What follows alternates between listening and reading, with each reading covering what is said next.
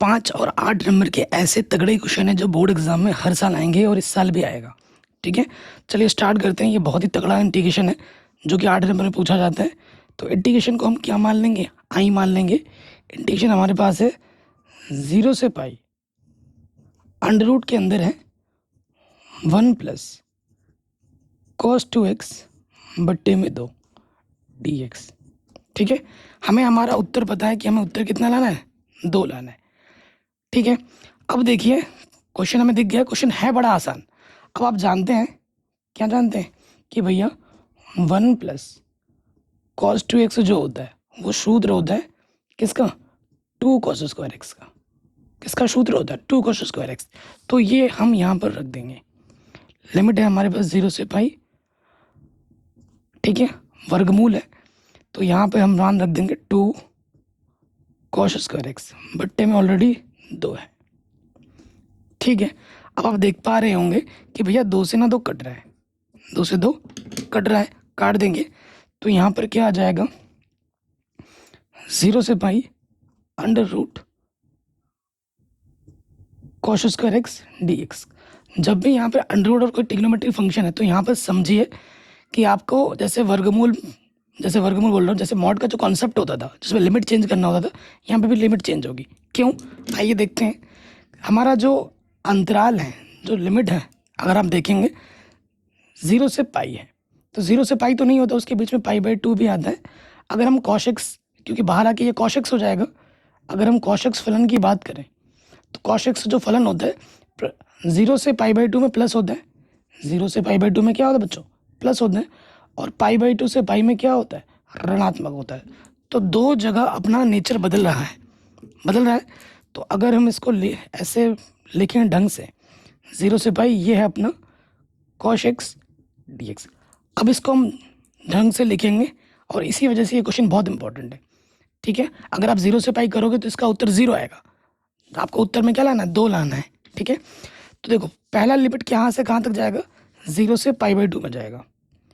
0 से π/2 में cos x कैसा है? पॉजिटिव है, तो ये फलन हो जाएगा पॉजिटिव का।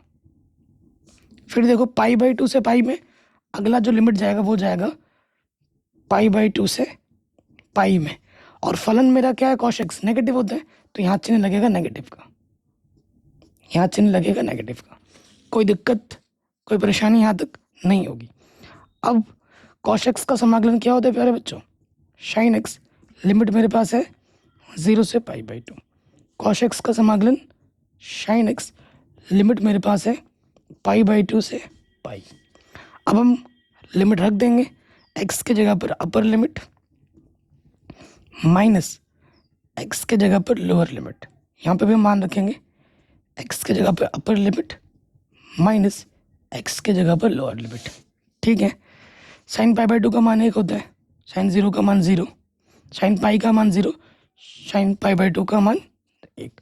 तो माइनस माइनस प्लस, तो ये आ जाएगा अपना 2, और 2 ही हमें लाना था। ठीक है, ये क्वेश्चन बहुत ही आसान है और बहुत ही ज़्यादा इंपॉर्टेंट है। आराम से ये क्वेश्चन हमारा बन गया। अगर आप इस वीडियो को पूरा देखेंगे, लाइक करेंगे, शेयर करेंगे तो इसकी PDF भी आपको हमारे टेलीग्राम चैनल पे मिल जाएगी। वीडियो का लाइक हमने रखा है एम 1000 लाइक का। ठीक है, कर देना आप। अगले क्वेश्चन पे आ जाते हैं। ये जो अवकल समीकरण है इसका व्यापक हल निकालना है। अगर हम इस अवकल समीकरण को ध्यानपूर्वक देखें,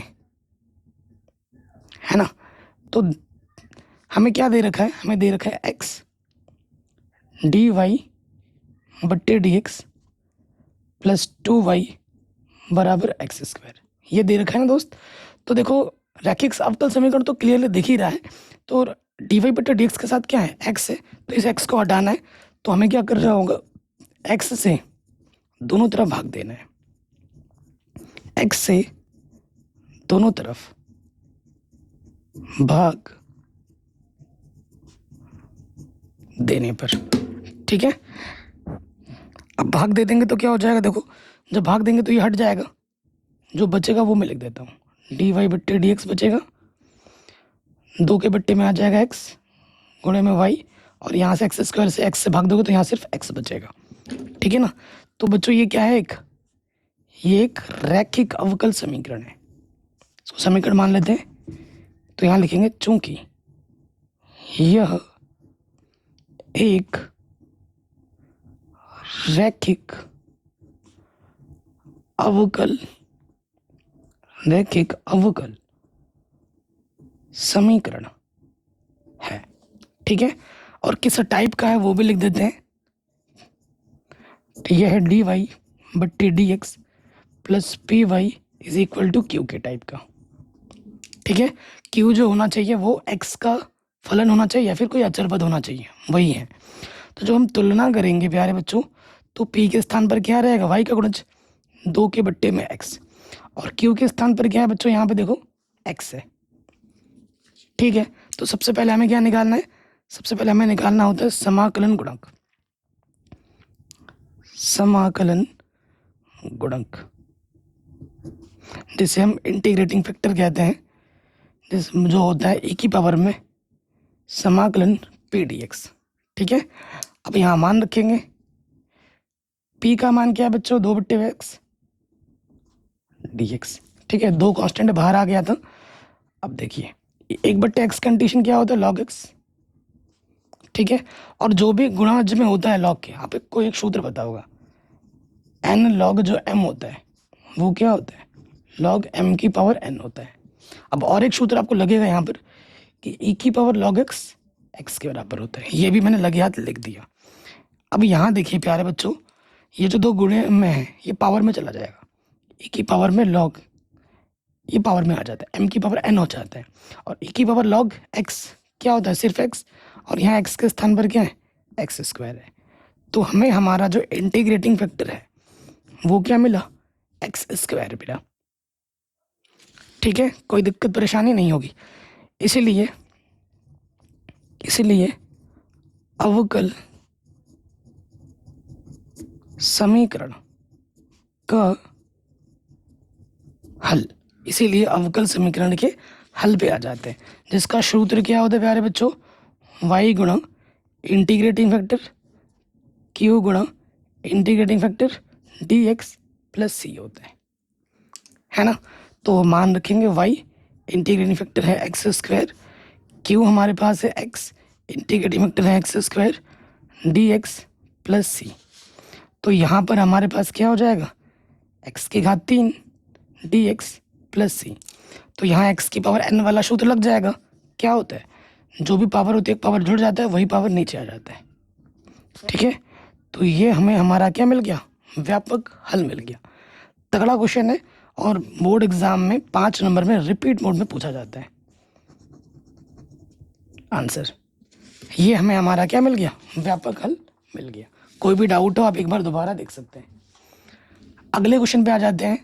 अगला क्वेश्चन क्या है, देखिए जबरदस्त क्वेश्चन है। हमसे क्या पूछ रहा है, एक पाइप, हमारे पास एक पाइप है। पाइप कैसे आकार, किस आकार का होता है, बेलन के आकार का होता है। ये हमारे पास एक पाइप है, प्रश्न पढ़ रहा हूँ, चित्र बना रहा हूँ। कह रहे हैं एक पाइप से रेत 12 सेंटीमीटर प्रति क्यूब प्रति सेकंड की दर से नीचे गिर रही है। इस पाइप से ना बच्चों रेत नीचे गिर रही है।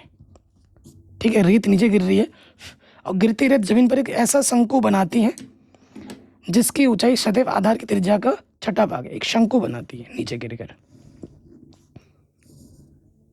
ठीक है, मतलब इसके अंदर जितना रेत होगा वही रेत नीचे गिरा है, तो इसका आयतन जो परिवर्तन होगा इसके आयतन के बराबर होगा, है ना। कक्षा 10 में ही पढ़ा होगा ये सब आपने। तो मान लेते हैं कि इसकी त्रिज्या हमारी r है और शंकु की ऊंचाई हमारी h है, ये मान लेना। ठीक है, देखो हमको क्या क्या दे रखा है, हमें दे रखा है बेलन के आयतन में जो परिवर्तन हो रहा है, यहीं से मुझे आइडिया लग गया।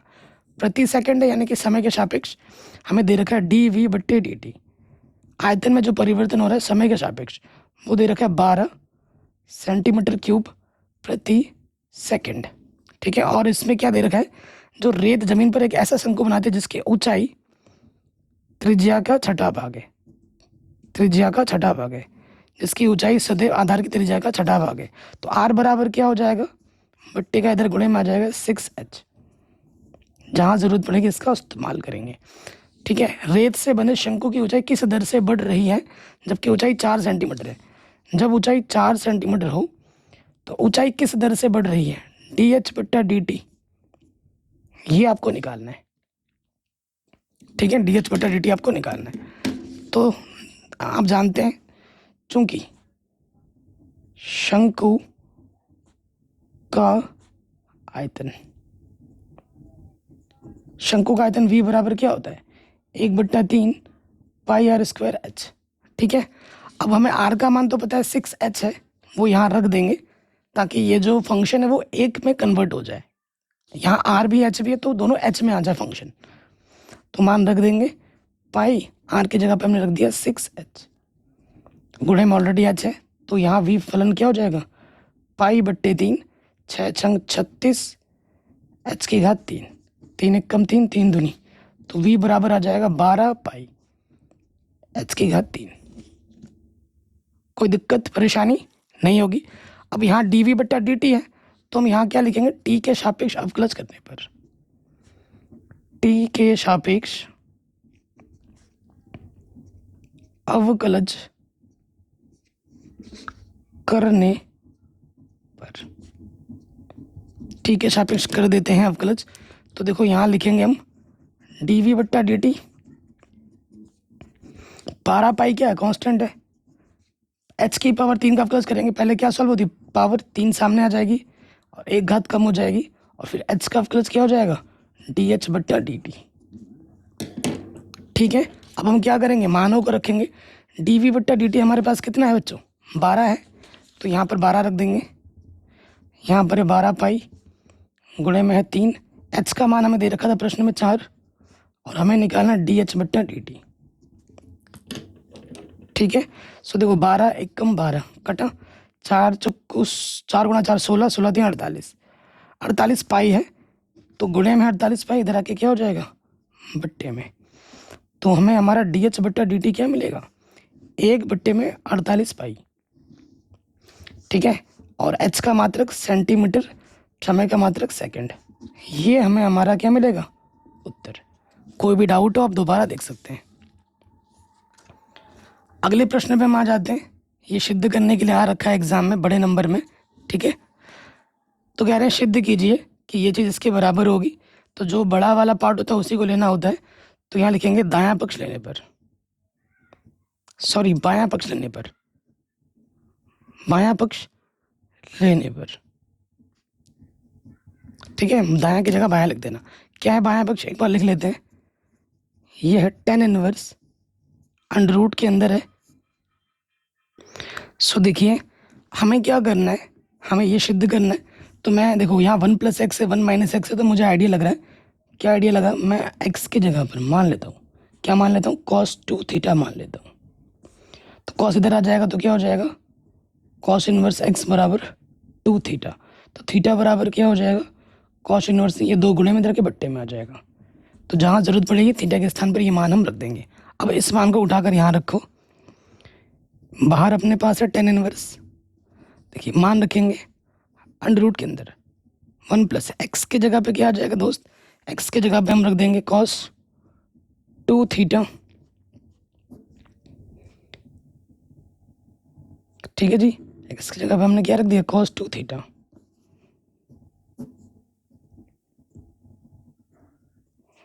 जहाँ जहाँ x था वहाँ पर मैंने cos 2 थीटा रख दिया, कोई दिक्कत नहीं।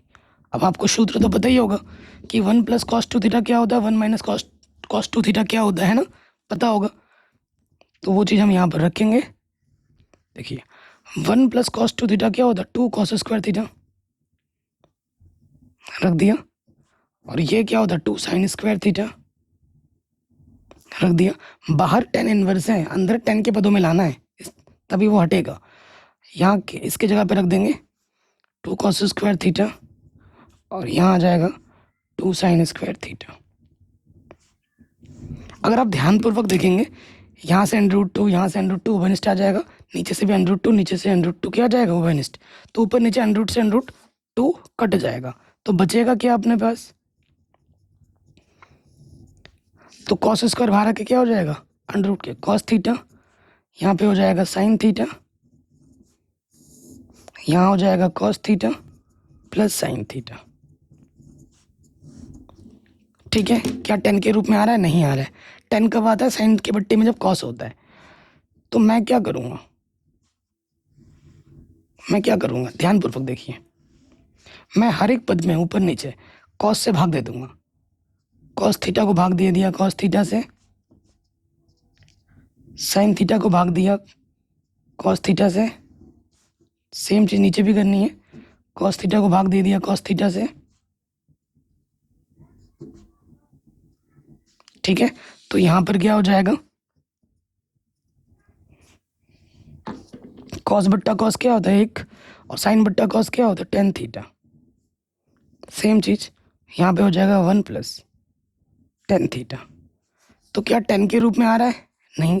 अब इस एक को देखो, यहाँ पर गुणे में मैं 1 लिख सकता हूँ कि नहीं, इधर अगर मैं चाहूँ तो गुणे में 1 लिख सकता हूँ, लिख दिया। अब देखो मैं क्या करूँगा, टेन इनवर्स, इस 1 को मैं लिख सकता हूँ 10π/4, क्योंकि 10π/4 का मान 1 होता है।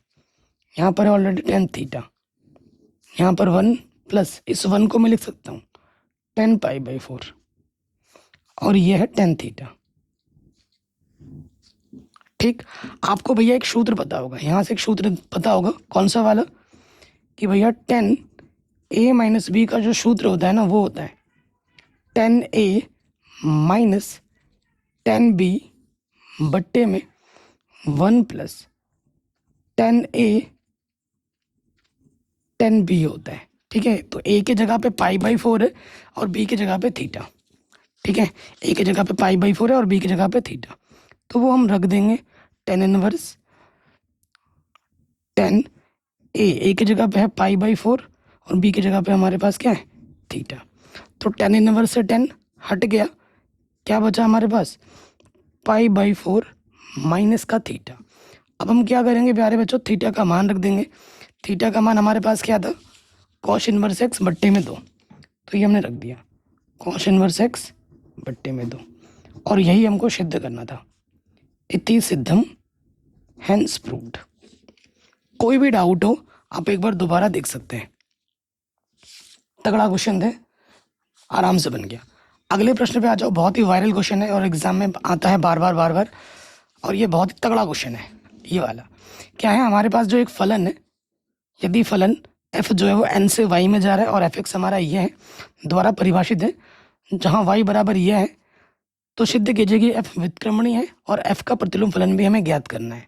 5 नंबर का क्वेश्चन बोर्ड एग्जाम में पूछा गया और इस साल भी पक्का आएगा ही आएगा, ठीक है। तो सबसे पहले हाल में लिखेंगे जो दिया है, कैसे लिखना है एग्जाम में वो भी मैटर करता है। हमें क्या दे रखा है कि जो फलन है वो n से y में जा रहा है, ठीक है, और हमें फलन fx जो दे रखा है वो 4x + 3 दे रखा है, fx बराबर ये दे रखा है।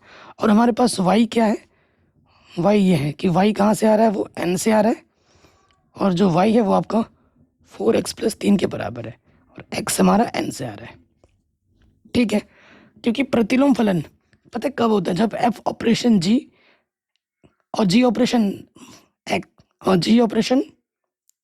f एक x दे दे और एक y दे दे, तभी व्युत्क्रमणीय फलन होता है। तो हमें क्या करना है, माना fx को y मान लेना है, fx को y मान लेना है। देखो fx हमारे पास ऑलरेडी है, इसकी ज़रूरत पड़ेगी, ये fx है हमारे पास, fx को अपने को y मानना होता है। तो y बराबर हमारे पास क्या होगा दोस्त, 4x + 3 होगा, तो प्लस का 3 इधर के हो जाएगा माइनस का 3, 4x, ये 4 गुणे में है, इधर के आ जाएगा बट्टे में, इधर आके क्या हो जाएगा बच्चों, बट्टे में आ जाएगा, ठीक है। ये x आ गया, अर्थात क्योंकि y में है तो इस फंक्शन को gy बोलते हैं, अर्थात gy हमारे पास कितना है, y - 3 बट्टे में 4। तो fx मिल गया आपको, gy मिल गया आपको, ये fx दे रखा था, gy आपने निकाला। अब आपको क्या करना है नेक्स्ट स्टेप में, अब आपको एक बार f ऑपरेशन g निकालना है, g ऑपरेशन f निकालना है। तो निकालते हैं f ऑपरेशन g, यानी कि f(g(x), ठीक है। तो देखो बाबू क्या करेंगे, हम यहाँ से f(g(x) का मान रखेंगे। अच्छा g(x) नहीं लिखना है क्योंकि g y में है, तो इसे y लिखेंगे, ये y, g हमारा y में है ना, gy लिखेंगे। तो gy क्या अपना रख दो यहाँ पर, y - 3 बट्टे में 4। तो आपको क्या करना है, जो f वाला फलन है, जहाँ आपको x दिख रहा है वहाँ पर ये मान रख देना है। तो देखो ये 4 है, x की जगह पे क्या आ जाएगा, एक्स की जगह पे आ जाएगा वाई माइनस 3/4 रख दिया। फिर क्या है, प्लस का 3 है, तो आप देख पाएंगे प्लस का 4, सॉरी ये बट्टे में 4 गुणे में 4 कटा, यहाँ बचा वाई माइनस 3, बाहर से प्लस का 3, ये भी कटा, क्या आ गया वाई। तो मैंने बोला था एक एक्स देगा एक वाई देगा, तो आपको एफ ऑपरेशन जी क्या मिल गया, वाई मिल गया। चलो अच्छी बात है, इसको मैं समीकरण नंबर 1 मान लेता हूँ। अब आपको क्या निकालना है, अब आपको जी ऑपरेशन एफ निकालना है, ये आपको एक्स मिलना चाहिए, ठीक है। तो जी ऑपरेशन एफ कैसे निकलेगा, जी एफ एक्स, ठीक। तो देखिए जी यहाँ बाहर रहेगा, एफ एक्स का मान रखना है, एफ एक्स का मान क्या है 4x + 3, 4x + 3 रख दिया। अब जहाँ पर जी फंक्शन है, y के स्थान पर आपको क्या रखना है, 4x + 3 रख देना है। तो y के स्थान पर रखेंगे 4x + 3, ऑलरेडी क्या है यहाँ पर माइनस का 3 और पूरे के बट्टे में क्या है 4 है, तो प्लस का 3 माइनस का 3 कटा, 4x के बट्टे में 4, 4 से 4 कटा, यहाँ क्या आ गया x। तो यहाँ लिखेंगे चूंकि, यहाँ पर लिखेंगे चूंकि जी ऑपरेशन एफ आपको क्या मिल गया x। समीकरण नंबर 2 बोल देंगे, तो यहाँ लिखेंगे इसलिए समीकरण 1 व 2 से क्या हो जाएगा भैया, यहाँ पर लिख दे 1 तथा 2 से आप देख रहे हैं कि ये y है ये x है, अतः एफ इनवर्स का अस्तित्व है, यानी कि व्युत्क्रमणीय फलन है, व्युत्क्रमणीय एफ का व्युत्क्रमणीय एफ इनवर्स होता है।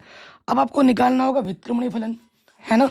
तो यहाँ लिखेंगे व्युत्क्रमणीय फलन के लिए, व्युत्क्रमणीय फलन आपने ऑलरेडी स्टार्टिंग में निकाल दिया था लेकिन आपको पता भी नहीं चला होगा, तो यहाँ लिखेंगे व्युत्क्रमणीय फलन के लिए, व्युत्क्रमणीय फलन के लिए।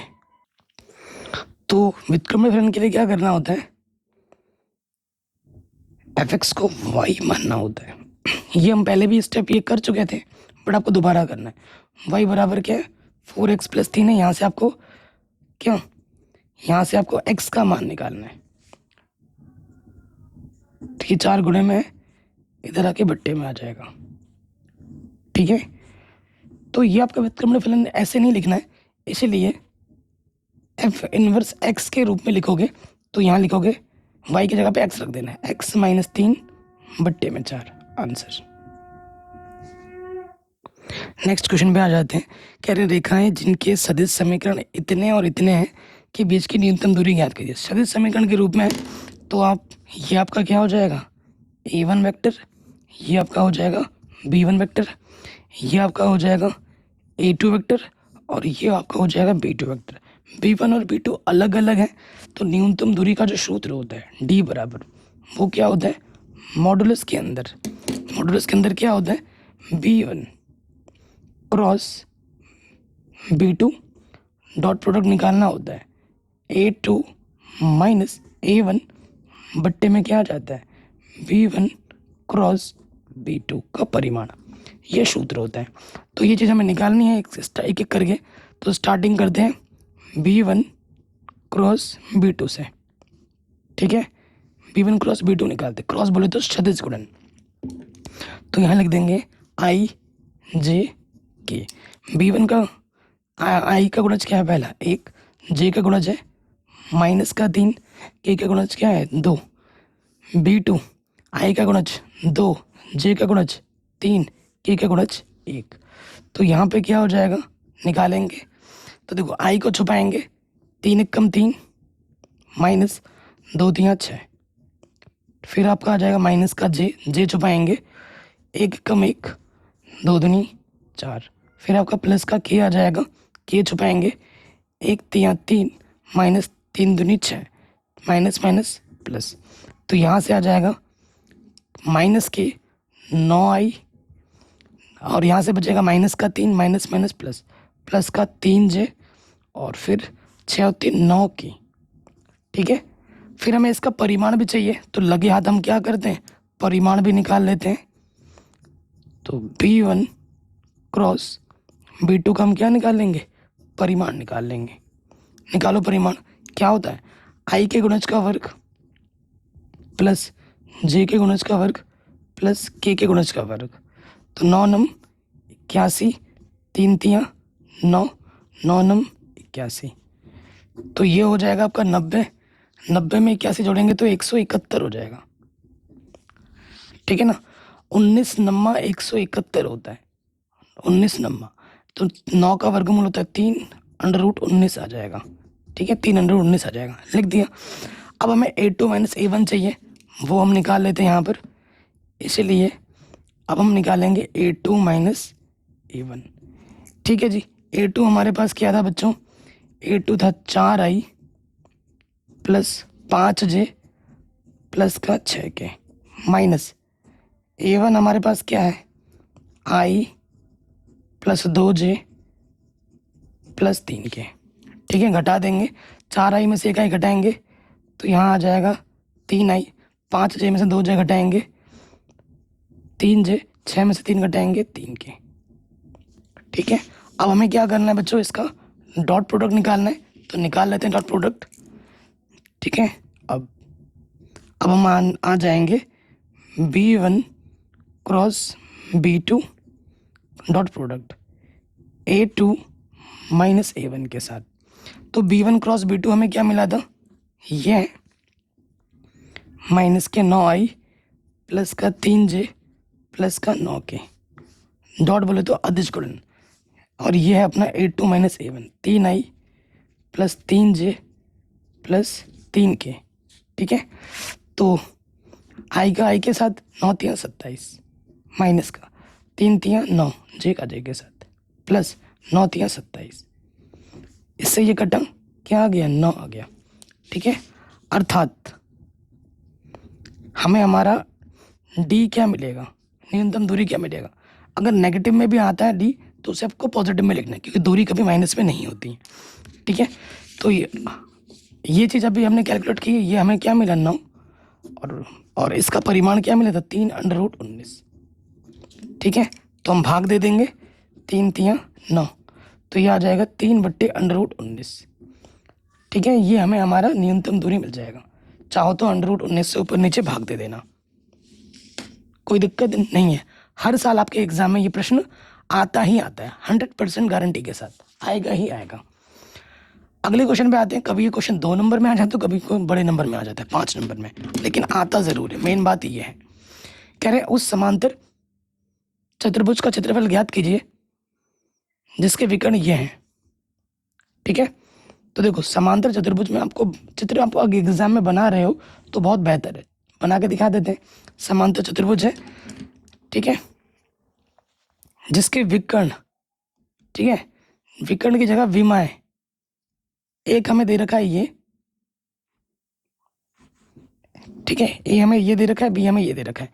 तो समांतर चतुर्भुज का हमें क्षेत्रफल निकालना है।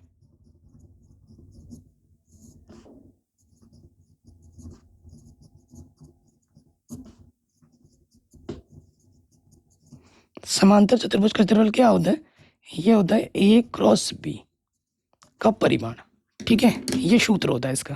कई बच्चे थोड़ा कंफ्यूज यहाँ पर ये हो सकते हैं कि बच्चों को जो जनरली प्रश्न आता है वो विमाएं दी जाती है, यहाँ पर विकर्ण लिख दिया गया है, तो बच्चे सोचते हैं कि यार विकर्ण का कौन सा सूत्र होगा, तो विकर्ण का भी यही सूत्र होता है, ठीक है। तो चलिए A क्रॉस B निकालते हैं। यहाँ लिखेंगे A क्रॉस B, क्रॉस बोले तो सदिश गुणन, तो यहाँ लिख देंगे हम I J K, ठीक है। A के गुणज में आ जाओ, 3 1 -2, 3 1 -2, B में क्या है 1 -3 4, ठीक हो गया। अब निकालते हैं, I को छुपाएंगे, इसके गुणा इसके साथ 4 एकम 4 माइनस इसके गुणा इसके साथ 3 दूनी 6 माइनस J को छुपा देंगे, 3 चौके 12 माइनस 2 एकम 2, नेगेटिव नेगेटिव पॉजिटिव। फिर आ जाओगे, K को छुपाएंगे, 3 तियाँ 9 और 1 एकम 1, तो हमें ये मिलेगा 4 में से 6 घटाएंगे माइनस के 2I माइनस के 14J और माइनस के 8 की, सॉरी माइनस के 10 की। ठीक है, इसीलिए हमें क्या निकालना है, इसका परिमाण निकालना है। परिमाण क्या होगा, अंडर रूट के अंदर आई के गुणज का वर्ग, जे के गुणज का वर्ग प्लस के गुणज का वर्ग। ठीक है, कर देते हैं तो 2 दूनी 4, 14 गुणा 14 196 और ये 100, तो ये आ जाएगा कितना, 200। सही कर रहे हैं ना हम कैलकुलेशन, कहीं पे कोई दिक्कत परेशानी तो नहीं है यहाँ पर। 2 दूनी 4, 14 गुणा 14 196 ही होता है, 200 और 100 300 हो जाएगा। ठीक है, 300 हो गया, 25 तियाँ,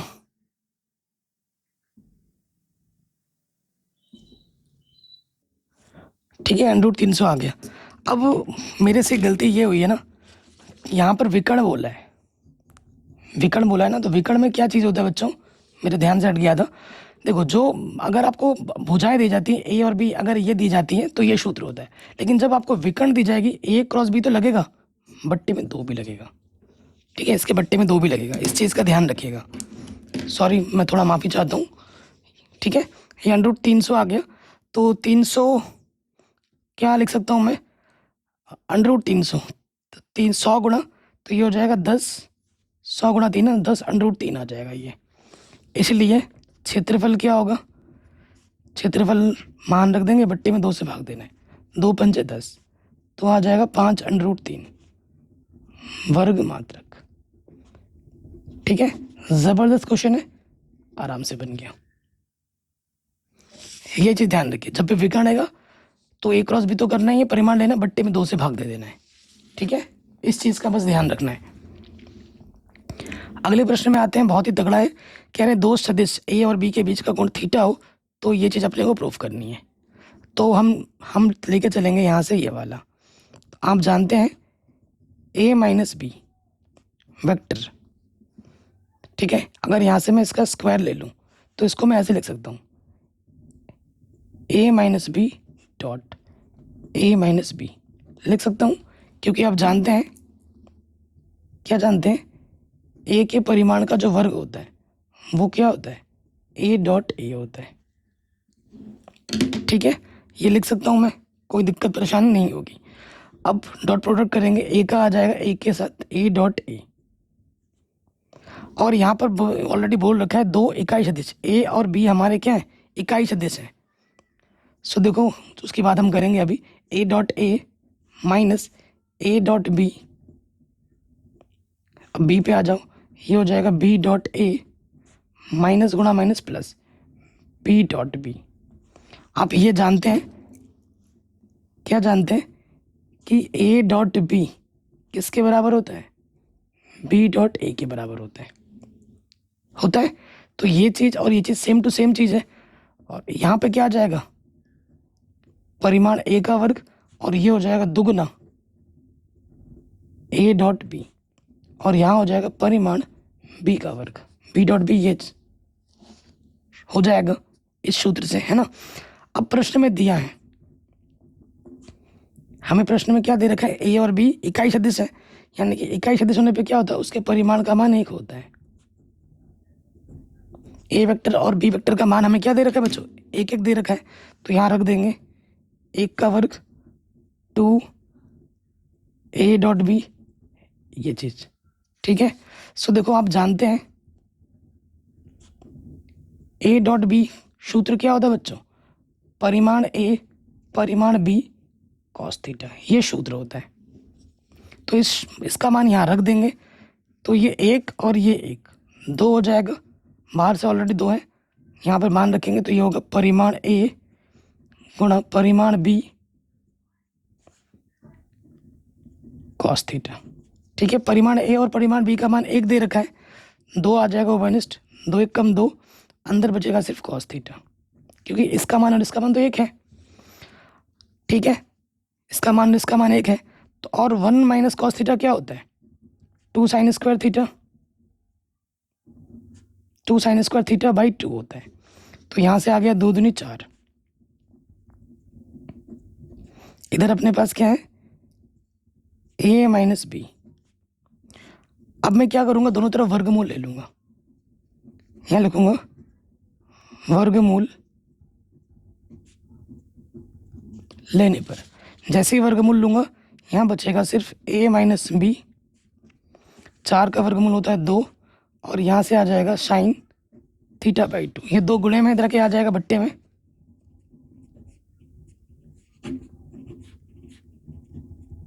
और यही आपको सिद्ध करना था, ठीक है, यही आपको प्रूफ करना था। कोई दिक्कत, कोई परेशानी? यही चीज़ आपको प्रूफ करनी थी, आराम से हो गया। अगले प्रश्न पे आ जाते हैं। कह रहे हैं एक पासे को 2 बार उछाला गया है, प्रकट हुई संख्याओं का योग 6 पाया गया है। संख्या के 4 के न्यूनतम एक बार आने की सहप्रतिबंध प्रायिकता ज्ञात कीजिए। देखो यहाँ लिखना पड़ेगा क्योंकि 5 नंबर का प्रश्न डिटेल में करना पड़ेगा। 2 पासे उछालने पर परिणाम, ये क्वेश्चन हर साल आता है। 2 पासे उछालोगे तो क्या परिणाम होगा वो लिख लेते हैं प्रतिशत समष्टि में। तो वो आपका होता है 1,1, 1,2, 1,3, 1,4, 1,5 और 1,6। ठीक है, फिर यहाँ से स्टार्ट होगा 2,1 से 2,2, 2,3, 2,4, 2,5, 2,6, 3,1, 3,2,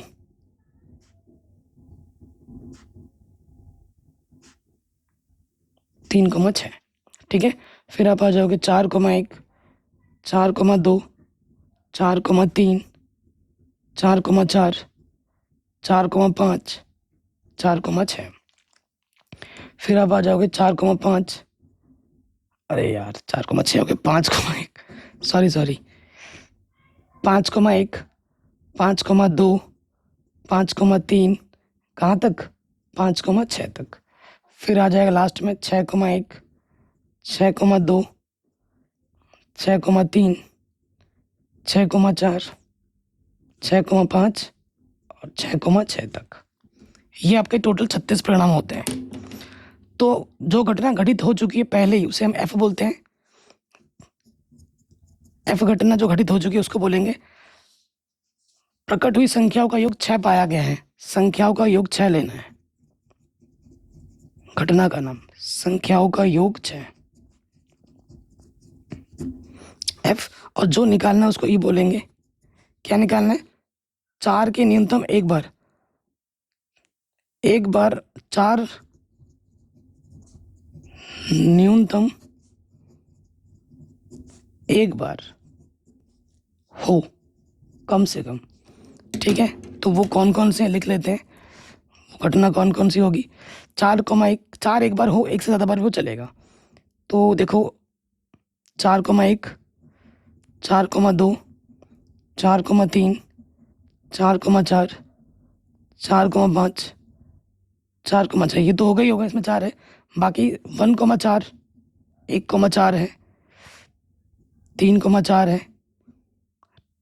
ठीक है, 1,4 है, 2,4 भी तो है, 2,4 है, 3,4 है, 4,4 हो गया, 5,4 है और 6,4 भी है। इसमें एक बार कम से कम 4 आ ही रहा है।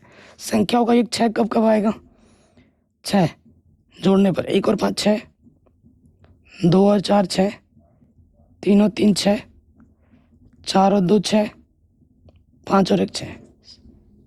ठीक है, ये आ जाएगा। अब हमें क्या निकालना है प्रश्नानुसार,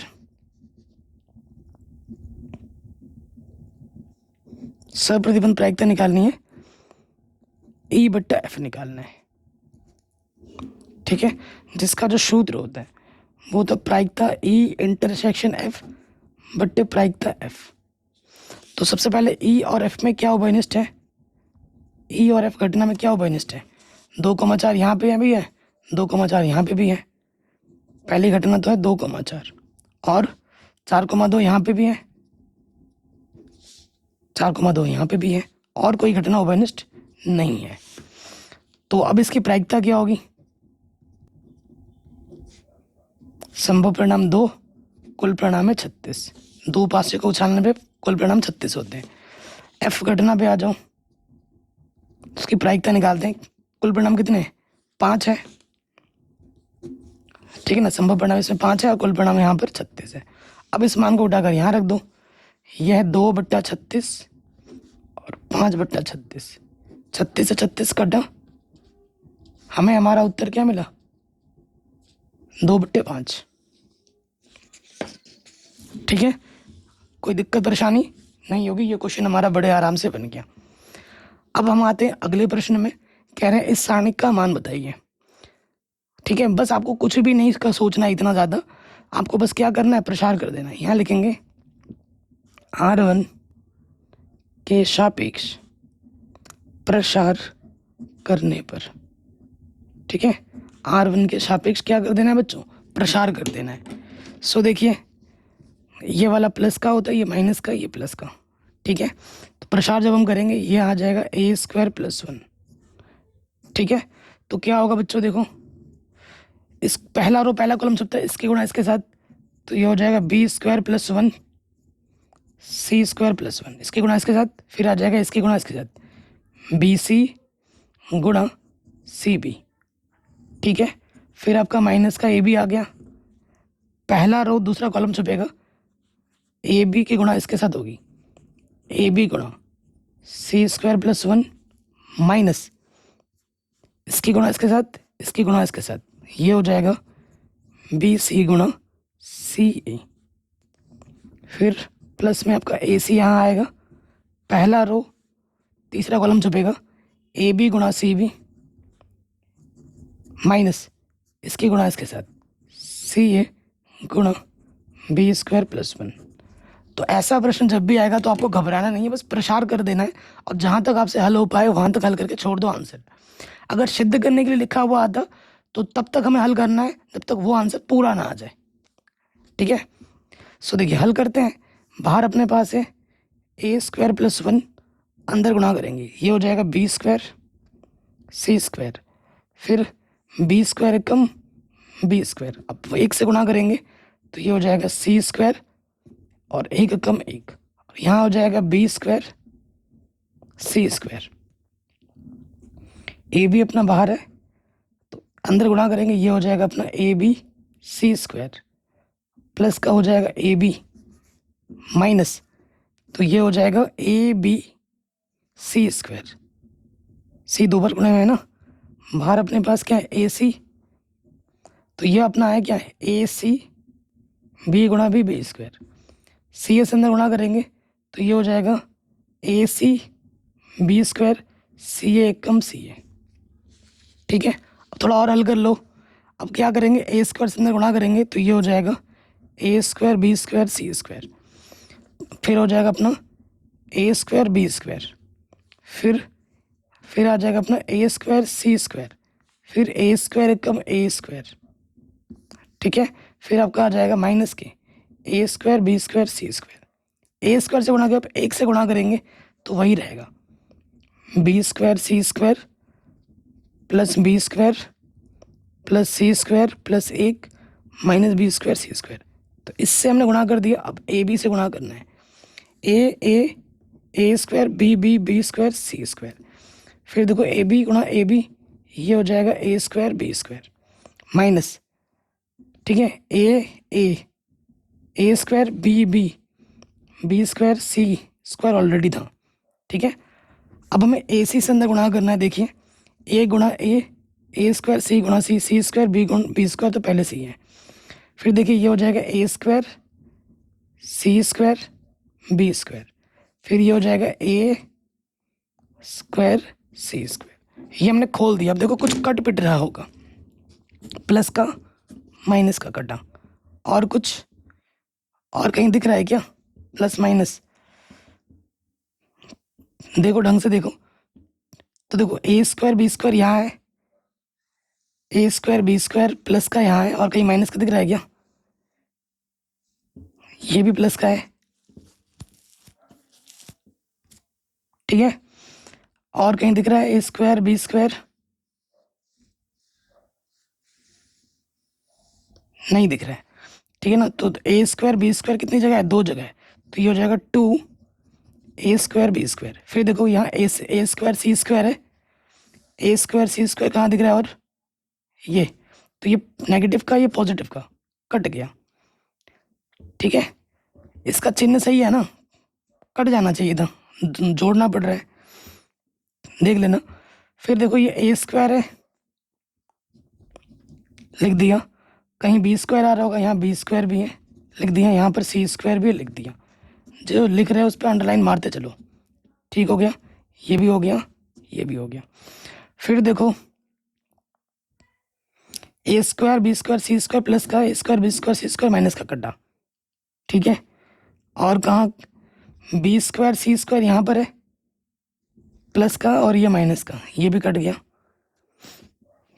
ठीक है। और ए स्क्वायर बी स्क्वायर सी स्क्वायर माइनस का है, ये भी माइनस का है, तो ये जुड़ रहा है माइनस के 2 ए स्क्वायर बी स्क्वायर सी स्क्वायर, ये भी हो गया। क्या बचा अपना, सिर्फ प्लस का 1 बचा, और तो कुछ नहीं बचा, प्लस का 1 यहीं पे छोड़ दोगे, ये हमें हमारा उत्तर मिल जाएगा, आंसर, ठीक है। अगले प्रश्न पे आ जाते हैं, तगड़ा क्वेश्चन है, ठीक है। कह रहे हैं इससे घिरे क्षेत्र का क्षेत्रफल, ये दे रखा है दीर्घवृत्त, व्यापक समीकरण है, तो चित्र बनाएंगे दीर्घवृत्त का। तो आपको पता चल गया कि ये हमारा केंद्र है, जिसका निर्देशांक होता है 0,0। ये वाला बिंदु हो जाएगा a,0, ये वाला बिंदु है 0,b, 0,-b और -a,0, a b c d। अगर इस कितने टुकड़े हैं समान सेम टाइप के, 4 टुकड़े हैं, 1 2 3 4। अगर इस टुकड़े का क्षेत्रफल निकाल लें और 4 से गुणा कर दे तो संपूर्ण का आ जाएगा क्षेत्रफल, संपूर्ण का आ जाएगा। तो यहाँ लिखेंगे अभिष्ट क्षेत्रफल, वो क्या होगा, एरिया ABCD, उसको हम निकाल सकते हैं 4 गुणा एरिया OAB, ठीक है। तो लिमिट ले लो, 0 से A तक ले लेते हैं, और ये वक्र हमने सीमा निर्धारित कर दी यहाँ से लेकर यहाँ तक, और ये वक्र कितनी जगह गिर रहा है वो बता देगा। तो 4 सीमा लिमिट लेंगे, x में लिमिट लिया हमने 0 से लेकर A तक, तो सूत्र क्या लगेगा, y/dx। तो इस वक्र से y का मान निकालेंगे, ये है ना वक्र। हमारे पास क्या है बच्चों, हमारे पास है x² बट्टा a² प्लस y² बट्टा b² बराबर 1। ये प्लस के इधर आके क्या हो जाएगा, माइनस का। तो ये बट्टे का इधर आके आ जाएगा गुणे में, लॉसअप ले लोगे, ये आ जाएगा a² माइनस x² बट्टे में a²।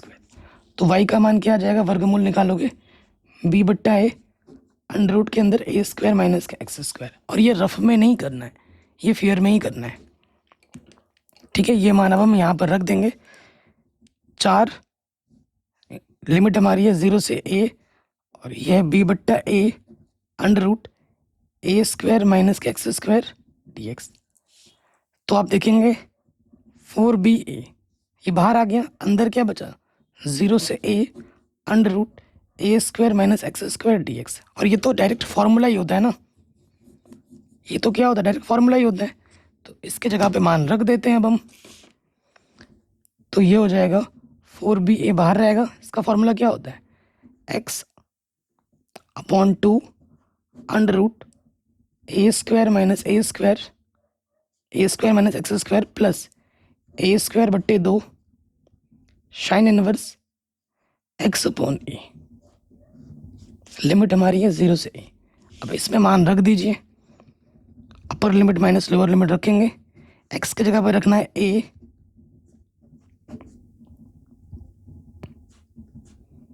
जहाँ जहाँ आप x देख रहे हैं वहाँ पर आप a रख देंगे। अपर लिमिट रखो, अब लोअर लिमिट रखो, x की जगह पर रखना है 0,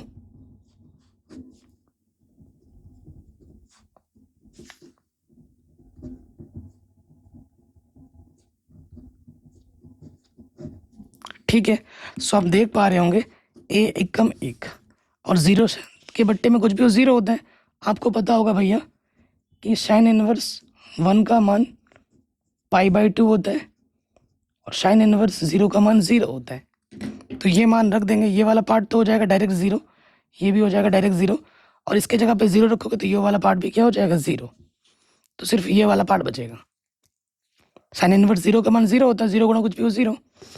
तो बाहर अपने पास है 4ba और यहाँ से बचेगा अपना a² / 2 साइन इनवर्स 1 का मान π/2।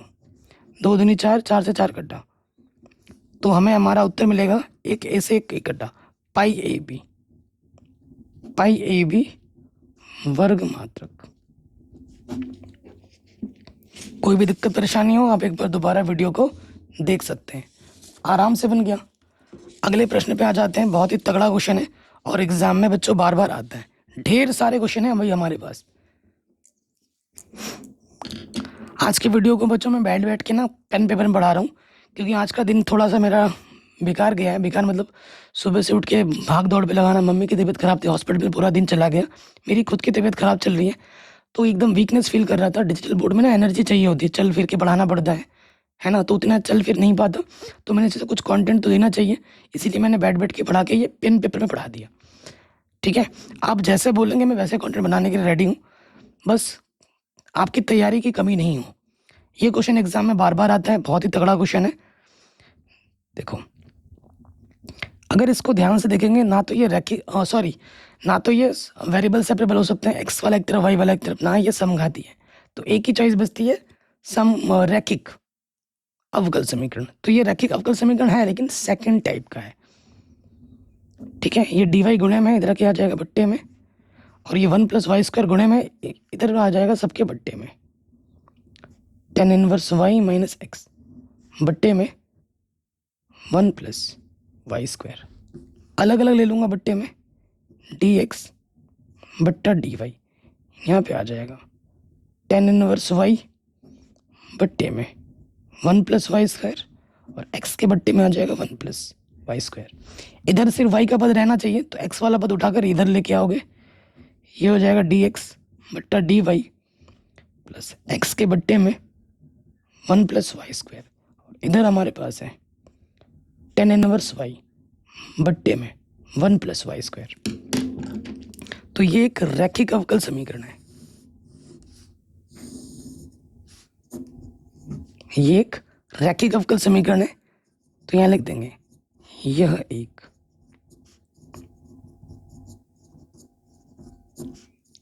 रैखिक अवकल समीकरण है। तो रैखिक अवकल समीकरण किस टाइप का है? सेकंड टाइप का है, जिसका रूप होता है dx बट्टा dy plus px = q। q जो फलन होना चाहिए तो y का होना चाहिए या अचर होना चाहिए। तो यहाँ पर जब हमने तुलना किया, ठीक है, तो p के स्थान पर क्या होगा x का गुणज, जो कि 1 के बट्टे में 1 + y², और q के स्थान पर हमारे पास है tan इनवर्स y बट्टे में 1 + y²। ठीक है, तो सबसे पहले हमें क्या निकालना है? समाकलन गुणक।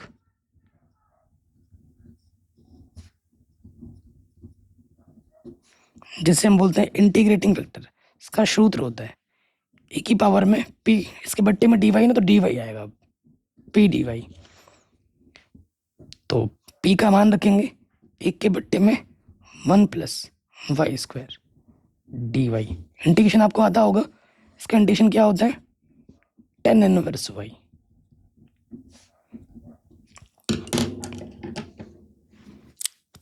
ठीक है, तो ये हमें हमारा समाकलन गुणक मिल गया। अब हमें क्या निकालना है? अवकल समीकरण का हल निकालना है।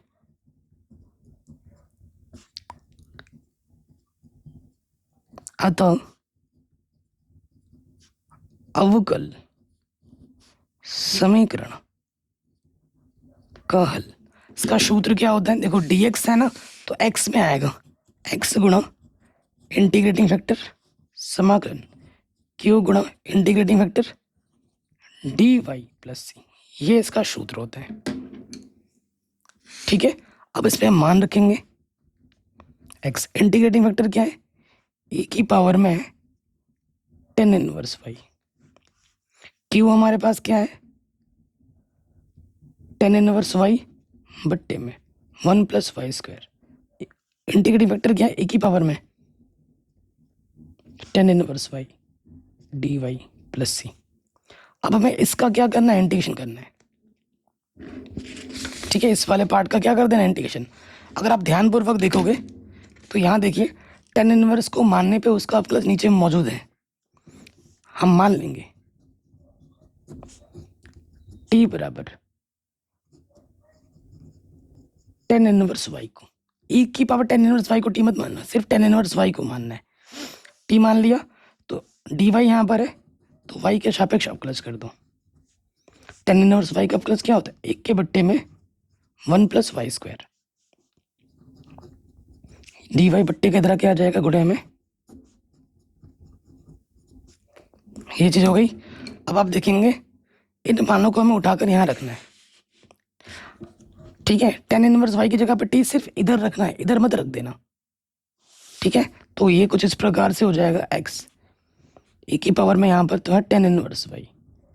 समाकलन वाले पार्ट में रखना है। 10 इनवर्स वाई को हमने क्या माना है टी माना है, तो यहाँ पे आ जाएगा टी और डी वाई बट्टे में 1 प्लस वाई स्क्वायर की जगह पे क्या आ जाएगा डी टी। ठीक, और ए की पावर में 10 इनवर्स वाई है तो ए की पावर में क्या आ जाएगा डी आ जाएगा। ठीक, अब हम यहाँ पर आइलेट वाला नियम लगा के, क्योंकि दो फलन की गुणा हो रही है, inverse logarithm algebraic trigonometric exponential. Exponential सबसे लास्ट में माना जाता है, तो इसको आप सेकंड मानोगे और इसको आप फर्स्ट मानोगे और समाकलन करोगे। ठीक है, तो समाकलन करते हैं तो देखो क्या होता है, पहला वाला वैसे का वैसा दूसरे वाले का समाकलन माइनस समाकलन ब्रैकेट लगाते हैं, पहले वाले का अवकलज डी बट्टे डी टी टी, फिर क्या होता है गुणे में पहले वाले का समाकलन, फिर ब्रैकेट बंद पूरे का समाकलन। चल लगा है। अब देखो e की पावर t का समाकलन e की पावर t होता है, t का प्लस t के सापेक्ष 1 होता है, e की पावर t का समाकलन e की पावर t होता है, और बाहर से अपने पास क्या है dt और यहाँ पर प्लस c था। ठीक है, तो अब देखो हमें क्या करना है, यहाँ पे क्या हो जाएगा t e की पावर t e की पावर t 1 कम e की पावर t। ठीक, तो देखिए यहाँ से क्या हो जाएगा e की पावर t का समाकलन e की पावर t। अब e की पावर t यहाँ से देखो भैया उभयनिष्ठ है, और इस तरफ हमारे पास क्या है x e की पावर 10 इनवर्स y है ना। तो अब हमें क्या करना है t का मान रख देना है। t का मान क्या था 10 इनवर्स y। ठीक है, 10 इनवर्स y हम रख देंगे।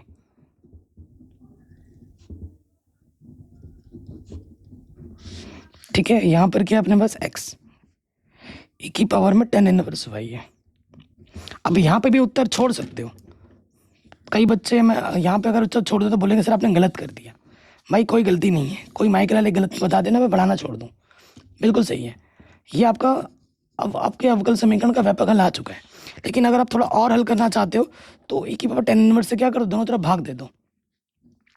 e की पावर 10 इनवर्स y से